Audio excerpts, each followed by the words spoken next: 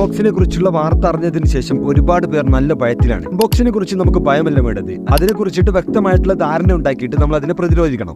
എംബോക്സ് ഒരു ജന്തുജന്യ രോഗമാണ്.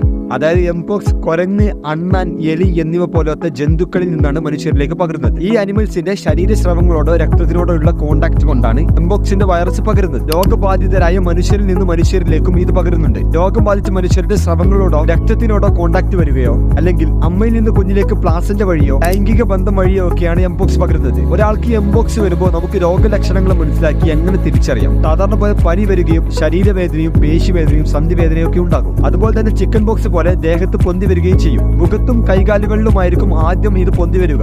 ചിക്കൻ ബോക്സിൽ നിന്നൊക്കെ ഇതിനെ വ്യത്യസ്തമാക്കുന്നത് എന്തെന്ന് വെച്ചാൽ എംബോക്സിൽ കയല വീക്കവും കാണാൻ കഴിയും. അപ്പൊ നമ്മൾ ചെയ്യേണ്ടത് എന്തെന്ന് വെച്ചാൽ രോഗം ബാധിച്ച ഒരാളിൽ നിന്ന് കോണ്ടാക്ട്സ് ഒക്കെ കുറയ്ക്കുക. പനി ബാധിച്ചവരുമായിട്ടൊക്കെ ഇടപഴകുമ്പോൾ നമ്മൾ മാസ്ക് ഒക്കെ ധരിക്കുക. ഇതുപോലെയുള്ള മെഡിക്കൽ റിലേറ്റഡ് വീഡിയോസ് ഇനി നിങ്ങളുടെ മുമ്പിലേക്ക്